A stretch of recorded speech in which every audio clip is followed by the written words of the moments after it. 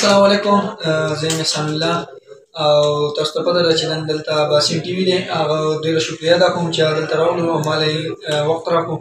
نو ډېره مننه د هغو او ډېره شکریه.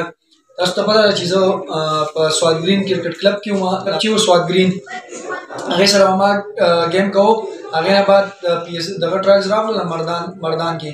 نو زمان خان ما ته وی زمان خان سر ما ته وی چې ته به لاړ شې هلته او ټرایلز کې به ته ټول نه تیز ګیند وکړې.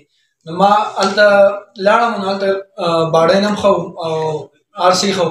نو ما یې دې کې به زه څنګه 140 کوم. بیا هم الله پاک راباندې 140 والا بال وکړو او تاسو ته پته ده چې هلته لیجیا سلیکټر و د پي سی بي هیډ هغه ټایم کې دغه او هغه زه سلیکټ کړم. هغه ملتان لپاره زه سلیکټ کړم. ملتان کې موږ 4 هفتې کیمپ و.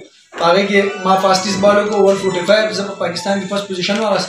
چې فرست پوزیشن مې واغست سوات ته رالم. نو ما ډېر ښه استقبال وشو. ډېر ښه استقبال مې وشو. نو هلته ماخان و محمد زمان خان هغه زه ډېر سپورټ کړم او د هغې نه بعد زه بیا لاړم دغه ته انډر 19 کې رالم. انډر 19 کې ما ښه پرفارمنس وکړو. د هغې نه بعد زه بیا پاکستان 40 کې راغلم. 40 کې زما نوم رانغی. زموږ سر به ما ته وی چې ته محنت کې کم دی محنت ډبل کړه.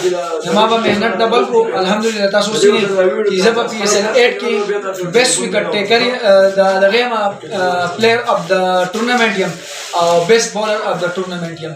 نو دا زما دا دواړه دغه چې دي دا کریډټ دا زما والد صاحب لپاره دي. تاسو په میډیا هم اورېدلي چې دا دواړه ایوارډونه چې دي زما د والد صاحب دي. الرحمن الرحیم.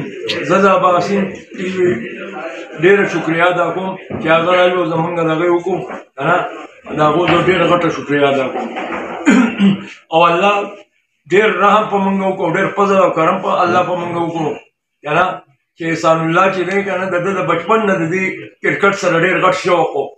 لکه زه به ورته قارېدم هر څه به مې کول خو لکه چې دی نه قلارېدو چې زه پسې ورپسې شوم بیا په دې ثابت پاکستان کې مې ګرځول دی لکه دغه په شانتې که نه بیا مې یو ټرایل هر ځای کې چې به ټرایل دی به ورته ما رسولی د پاکستان په ګوټ ګوټ کې دی ما ګرځول دی او زمونږ د ټولې مالي او زمونږ د لویو وړو ټولو سره دوا ده او انشاءالله د مورو پلارو سره هم دوا ده.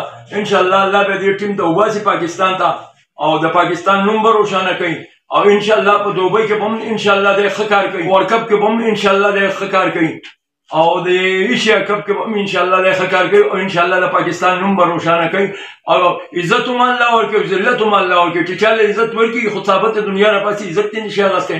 چا له ذلت ورکړي ثابت دنیا نه پسې ذلت یې نشي لرکولی. هر څه چې کوي الله کوي او نو په دې کې څه لوی نشته دی بل څه دغه پکې نشته دی. یو ساده سړی دی داسې دغه سړی دی لکه داسې په دغه باندې نه دی.